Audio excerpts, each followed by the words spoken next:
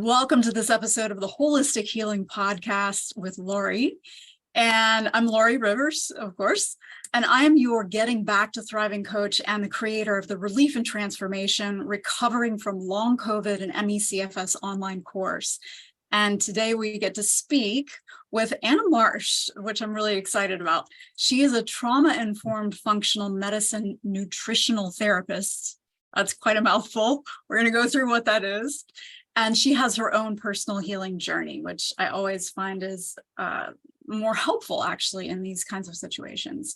And she helps people with fatigue, burnout, CFS, ME, and other chronic illness conditions to recover their health, their energy, and their life.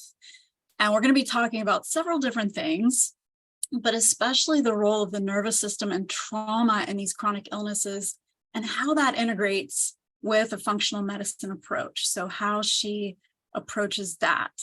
Now, before we do get to that, I want to make sure that you subscribe to the podcast so that you can access all of our juicy upcoming interviews and healing tips episodes that are coming up. Anna, welcome. Thank you so much. Thank you for having me. Yes, very excited about this. Now, can you tell us a little bit about yourself and your background as a functional medicine practitioner and a somatic experiencing practitioner? How did you get interested in these particular fields? Yeah, my health journey started when I was very young. At 9 years old, I started to experience fatigue. And my fatigue has been there's multiple different facets to it, but I think at the time there was definitely some childhood trauma happening and possibly even a early life mold exposure as well. Obviously, in hindsight, you can look back and theorize about these things, but it's hard to know for sure exactly what was going on. So that was my first experience with fatigue at 9 years old. And from that point onwards, I had just developed a real interest in health. Nobody knew what was wrong with me. I went to various doctors. I was eventually diagnosed with nephritis, which is inflammation of the kidneys. And we know that mold impacts the kidneys, so there's a connection there. And got the worst nutrition advice. I was told to go on a high carbohydrate diet to keep my energy levels up. My mom was a single mom, so she gave me donuts and ice cream, and she was just doing her best. But as a 9-year-old child, I just gained a whole bunch of weight in a really short space of time. My whole body changed. And that in itself was pretty traumatic. I couldn't go to school. I couldn't do the things my friends were doing. And so I became really interested in health, and I became really interested in what I could do to help myself. And I don't know, eventually, I guess I grew out of whatever that fatigue syndrome was. Within a couple of years, I was back at school and I was fine, and I was just a normal, child for the most part. But the interest in health stayed with me, and I would read the health magazines and follow all the random, probably terrible advice that you get in all the health magazines. But I knew it was something that I wanted to do long term. And so eventually I went on to study initially sports science and biochemistry. Then I did a degree in nutritional therapy. Then I did my functional medicine qualifications. And then at that point in time, that's when I became really unwell, obviously many years down the line. And that's when I had my chronic fatigue experience. And I was eventually diagnosed with chronic fatigue syndrome. And my healing journey with that taught me so much more about health. Obviously, I had all these qualifications and trainings, but I think as you said in the beginning, when you go through something yourself, it's your biggest teacher. And it taught me so much more about health generally and fatigue specifically, and empowered me more to help my clients. But part of that journey was also then learning more about the nervous system and delving into the world of somatics. And I'm currently now enrolled in my advanced year of somatic experiencing. Amazing. Wow. There's a lot to unpack there too. When you mentioned that the health professional when you were 9 years old, recommended a high carb diet, everything in me just went a little crazy there. So what kind of approach nutritionally, dietarily, do you recommend now for most of your clients? And this is more of an overall kind of thing. Yeah. So I think that healing is so personal to the individuals. I am non-dogmatic in my approach, and that I'm not like the keto person or the paleo person or the vegan person. It's very much about working with the individual and establishing what their body needs. But where I like to start for the most part with people is obviously a whole foods diet, a good balance of macronutrients. And one of the things I'm most passionate about is just in the very beginning, is just getting people's blood sugar stabilized. So if somebody is experiencing very high blood sugar, we need to bring that down. A lot of people with fatigue have a lot of hypoglycemia, so they tend towards low blood sugar, and we need to stabilize that and build up the resilience and metabolic flexibility in the system. And so a big part of the work I do when I'm first taking a client on is checking what their blood sugar is doing and optimizing that. And as time goes on, we can get more sophisticated with food elimination, but it's hard for people with fatigue to take all these changes on board at once. So a good place is just, I'm a big fan of stability first, and then we can refine after that. That's so good. That's so smart. So along the same lines, what is your definition of holistic healing? How do you approach people with these complex chronic illnesses? Yeah. It's holistic is a nice word because we really are just thinking about the whole person. Often when somebody gets a diagnosis, especially, that's a whole controversial thing in itself, but when somebody gets a diagnosis, sometimes it can be helpful for them to understand what's going on in their body, but sometimes they can also be a little bit pigeonholed into, okay, so I'm a chronic fatigue person, this is what I've got going on, or I'm a POTS person, this is what I've got going on, or I've got fibromyalgia, so this is what I've got going on. But actually we want to take, sometimes it's helpful to know maybe that's what the diagnosis is. So if we can take those labels away and just look at the person without their labels and without their pigeonholing, and just think, what's happening to this system? What are all the things that are going on in this person's system? There's the trauma, the chronic stress, the nervous system dysregulation, but there's also other factors as well. What is this person's lifestyle like? Are they getting time outside? Where do they live? What chemicals are they exposed to? How's their diet? And then the different body systems. How's their digestive health? How's their liver? Are they getting enough oxygen in their red blood cells? And is that getting to their brain? So we're really just thinking about this like whole system in the body, and as well as how that human being integrates with the systems outside of the body. And really, where can we create a greater sense of harmony? Yeah, and I just love this approach because it's so different from traditional current medicine, where we look at symptoms and say, okay, let's knock these out by going to specialists, but then you don't have, anybody who's looking at that whole picture, like what you're talking about. And there's a place as well for the specialists, like if somebody has like things which require special attention from someone who's highly skilled in a specific area. I also really encourage people to see those people, but it can also be helpful to have somebody take a step back and see the bigger picture and just maybe shed light on some things that have been missed. Yeah, definitely.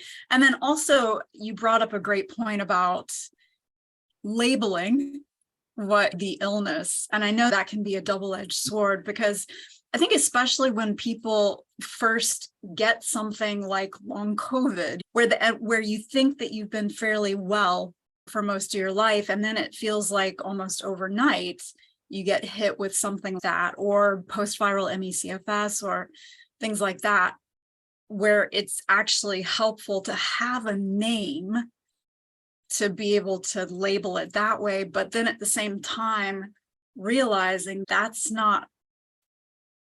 just a name. It's not really going to help with too much with exactly what to do, and there aren't any markers for it really, and things like that. Yeah, absolutely. It helps people, I think, as well, just to communicate maybe to friends and family that there is actually something really wrong here, because that's a whole tricky thing in itself. But then I think with these chronic conditions, there's a whole web of complexity, and we have to unpick that web to really get well. Yes. Again, so many things that we could talk about because the family and friends thing came up. So we'll see if we have time to talk about that too. But I would love to hear from you what approach you took for yourself to get better from ME/CFS, and what were some of the specific things that helped you to finally fully move out of that? Yeah, so I think the first thing I'll say is that I didn't do it all on my own, which is a really important point. I think it's such, even with all the skills that I had from the training I had done previously, there's still so much I didn't know. And I worked with another functional medicine practitioner at the time who guided me through my own process. And then there were also pieces I did on my own as well. We can juggle both. But a big thing in the beginning was just what I call like stabilizing the body. So when you first receive like some sort of illness, or you first acknowledge that you're really unwell, it can feel very chaotic emotionally. And your body is also just going through a sense of internal chaos because it's trying to find a way to stabilize itself. So we want to help it. And that starts by stabilizing blood sugar, which we talked about already, stabilizing your routines. So just waking up at the same time each day, getting light exposure, going to sleep at the same time each day. If you can sleep, making sure that sleep is consistent. If you're going to move, if you're able to move, or a place in your recovery where you are able to do some sort of physical activity, doing it at the same time each day can be really helpful. Stabilizing the nervous system. So like just a lot of the things, like we're just trying to give the body like somewhere to put its roots down again, because we need to get those like roots down before we can really start to heal. So a lot of stabilizing work in the beginning. And this stuff is really basic, and it doesn't have to be expensive either. I see so many clients who've been to other practitioners and they're taking all these like lists and lists of supplements. So I'm like, no, we just need to get you sleeping and get your blood sugar balanced and get you eating well and get you in a good routine. And that can make a really big difference.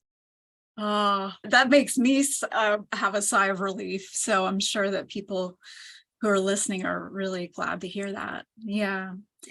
So you mentioned the nervous system. Let's talk about that and why that's such a big piece of what you do now. Yeah, so where do we start when it comes to the nervous system? We're all impacted, I think, by the chronic stress of daily life. And then some people have also got bigger impacts from, traumatic events, which have either happened in childhood or later in life. And when we're talking about trauma is not necessarily what's happened to us, but it's what happens inside of us. It's a consequence of what's happened to us. So we may have had life experiences, which can even on paper not really seem like that big a deal. But it's really about the system that is experiencing that experience, and also to a large extent what support was available at the time, and if you had time to process, and if you had the safety to just integrate the experience or not. So there's so many different factors that influences how our bodies interpret and experience different events. And usually we talk about trauma as being anything that is too much or happens too fast or too soon or goes on for too long. And so in the too long piece, even having a chronic illness is just something that goes on and on. In itself, it's inherently traumatic. And from a childhood development piece, it's anything that's too little, too late, or not enough. So the things that we maybe should have received when we were little that we didn't for whatever reason. And so all of these different life experiences, if we're not able to process and integrate them properly, they can get held in the body to a certain extent. And basically they just manifest as incomplete survival cycles in the body, which can either keep the body stuck in a sympathetic nervous system response or stuck in a parasympathetic nervous system response, which is more of a freeze type response.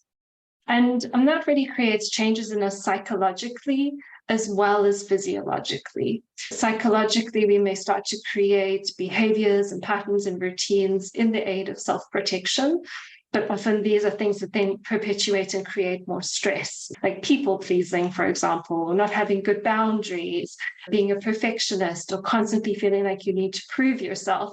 Like all of these things they're self-protective, but they also keep us in a stress cycle. So it's just going on for too long and we're constantly under stress and pressure. Those are like psychological changes or behavioral changes that happen, but then we also have physiological changes that happen in the body as a consequence of the state of the nervous system. And that essentially just creates wear and tear over time and imbalance and dysfunction and eventually dis-ease. For many people, it's like a buildup of lots of things that happen over a lifetime, and then something happens, and then it's the straw that breaks the camel's back. So people get COVID, and all of a sudden, they're just not able to function as they were. And yes, COVID is particularly damaging virus, but there was probably a series of all sorts of different things that happened before that as well. Yeah. Yeah. I'm so glad that you brought that up, because that's what I find with all my clients and students as well, is that when they do start to look back, whether it was physical things that they'd been experiencing during their lives, or whether it was emotional things, that's totally true. And also to speak to the trauma, that even little things can be traumatic for us. I remember when I was training to do some energy work, the person who created this particular platform, he was talking about a client that he'd worked with, what he called a popsicle memory. And it was basically just that this guy when he was a little kid, he wanted a popsicle, and his brother got a popsicle. But when he asked for one from his mother, she said, no, because you haven't had your dinner yet. Once you eat your dinner, you can have a popsicle. And that ended up affecting him the rest of his life, because once they cleared that memory, whole bunch of things shifted. So we think of trauma in terms of this big event that happened, but you did a wonderful job of going through all the different ways that we can accumulate that trauma in our bodies. Yeah. Yeah. And I know in my own journey, a lot of healing has happened. Like the more you go down the rabbit hole of healing, you start to actually realize that all these things that actually affected you, that you just brushed under the carpet before. And I remember when I first went to the doctor, when I was like ready to admit I was not well, and the doctor said, oh, are you stressed? I'm like, no, I'm not stressed. And definitely stressed. So I think as we heal, we also become so much more aware of ourselves. That's the journey of healing. And then we have more insight into these parts, and then we can heal them as well. Oh, I love that. I love that. Now, we've talked about the problems that can occur with the nervous system. Let's talk about how to approach those problems. And you mentioned a somatic approach. So what is a somatic approach? What does that mean, and what does it entail? Somatic experiencing, which is what I am training in, is a methodology created by Peter Levine, who's maybe some people would have heard of him. He's quite popular. He's written many books. And ultimately, it's a nonverbal trauma integration therapy. And how it works is it's working with the body and the sensations of the body. So it's really helping the body to complete something that it wasn't able to complete at the time. You mentioned the story about the popsicle, and in that moment where the child didn't get the popsicle and the brother did, there was probably some response that needed to happen in the body. That child needed to be seen and witnessed by his parents. There was something that probably in that early developmental stage that he needed to receive that he didn't receive at the time. And that created a shift in his internal physiology. And that shift created a sense of incompleteness. There's something that needed to be completed that couldn't be completed. When we work with the body, we start to get nonverbal insight into some of these cycles that need to be completed. And through allowing them to complete, then we can discharge some of that survival energy from the systems. When we talk about being stuck on or stuck off, there's an energy which is stuck in the system. And the stuckness is the cycle that's trying to happen but not, and trying to happen but not, and trying to happen but not. But if we can find some way to, through the body, to integrate that, we can actually release some of that survival energy. And it's a very organic process. So it's not like you're forcing your body to shake or make a sound or something like that. It will happen quite organically, but it can then look like shaking or temperature change, or sometimes people will get like a gurgly belly, or they yawn, or they burp, or there's lots of different signs which we would call discharge in somatic experiencing. But it's the more we can discharge the survival energy, then the more we can have access to proper settling and proper rest. So what does that look like, practically speaking? Yeah, it's one of those things that you have to really experience, I think, to understand, which is why it's called somatic experiencing. But when I'm working with clients, it might be a case of, we might be talking about a specific event, and then it's a case of getting them to connect with the sensations in the body as they remember that event in their mind. And then there might be, for example, something the body actually wants to do. There might actually be a movement or a sound or something that the body actually wants to do, that we facilitate that process of the movement or the sound. But in some cases, it's even just in the more the developmental side of things. It might be more like touch related, or it might be more like a kindness that you bring to yourself that you didn't have available at the time, and that can create a similar effect. That's so interesting. It seems like it's combining some of the physical things that you were talking about, along with some of the emotional intelligence things that. Absolutely. Yeah. So it's not just somatic, it's this whole approach. Yeah, absolutely. Yeah, And healing trauma, it sounds like, specifically. yeah. So it's like I would say like it's a trauma healing therapy. Obviously, there's lots of different ways that people can work with trauma. Somatic experiencing is just one way, but I'm biased, obviously, because it's my chosen practice, but it can be a very powerful tool. And was that a big part of your own recovery process? Yeah.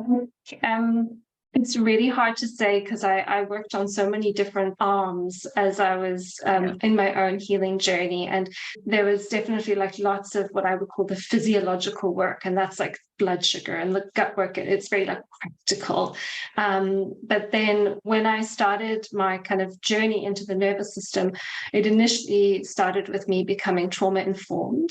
And the trauma informed training that I did was with 2 somatic experiencing practitioners. And I just got really interested in the work through them.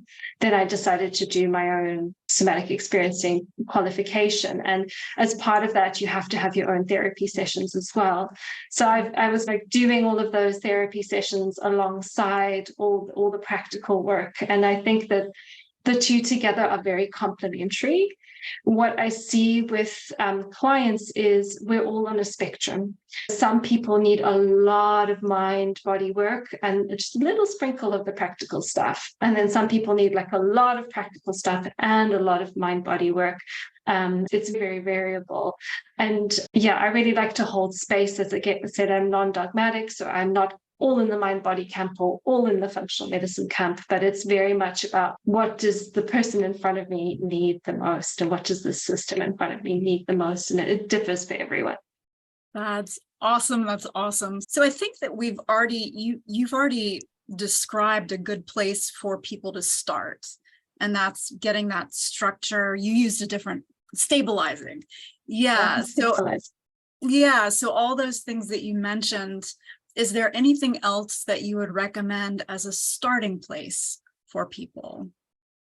Yeah, so when I'm working with clients, I really like just to get some basic blood work done. I know people can go down a rabbit hole and spend hundreds and thousands of dollars or pounds on all sorts of tests. And actually, I just love the basic full blood count and just checking for basic things like your iron levels and your B12 and your folate. There's a lot of things we can actually get from a basic full blood count. And if you have a fairly decent doctor or practitioner who can help you with, that's a really good place to start.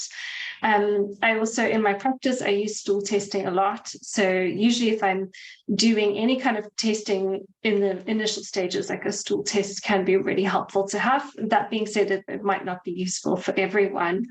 But otherwise, for the most part, it really is just about building those foundations of stability. And those don't have to necessarily be huge or expensive investments, but just think about what does your body need to stabilize itself. And probably also a big thing to say, because this was a mistake that I made in my own journey, is I went into little misfits mode and just like my inner achiever kicked in and just wanted to like do everything and rush everything and fix everything. And I think it's really important just to give your body space. Don't do too many things at once. Don't rush out and try and fix everything at once. Just really give yourself space to process the fact that you're going through a really big transition, and that you can just take as much off your plate as possible and then just pick up one thing at a time and put it back on. I love that. I think that's so important. If you take nothing else away from this today, that's it right there. Yeah, I love that. Yeah. So what are some of the resources or tools that you offer for people with long COVID and ME/CFS? So quite a lot of free resources available for people. I have a podcast as well, which is the Chronic Fatigue and Burnout Recovery Podcast. I think the moment we're recording this, we've got about 50 episodes. So there's loads in there for people to dive into on all sorts of different topics, a lot of which we've touched on briefly today. I also have a blog, which is quite comprehensive. Some people like to receive information in different ways. So there's lots of resources on my blog, on my website, which is annamarsh.co.uk. And then I also run a free workshop, which is called Getting to Know Your Nervous System. And that's a really great place for people to start if they're like, I know the nervous system is important, but I don't really even know where to start with it. I don't know how to regulate it. And it's an introduction to somatic tools. So I teach some somatic processes in that workshop. It's a mixture of practical and theory. And again, that's on my website. So you can just go and sign up and you'll get access to it straight away.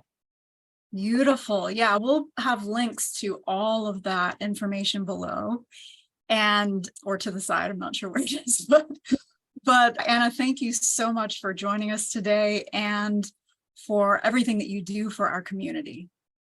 It's such a pleasure. Thank you so much for having me. Yeah, thank you so much for joining me on this episode of the Holistic Healing with Lorrie podcast. And I do hope that you found our conversation enlightening and helpful. That is always my goal. If you did, I have a small favor to ask. Please do consider leaving a review on your favorite podcast platform. That would really help us not only to improve, but also to help others to discover the podcast. And especially if you know someone who is navigating their way through ME/CFS, through long COVID, fibromyalgia, or any chronic illness, please also share this podcast with them. My mission is to reach as many people as possible, to instill this feeling of hope and help, and to share the insights and strategies that I know really work to help them on their healing journey. And just remember that you're not alone in this. We're in this all together, learning and growing and healing. And I'll see you next time.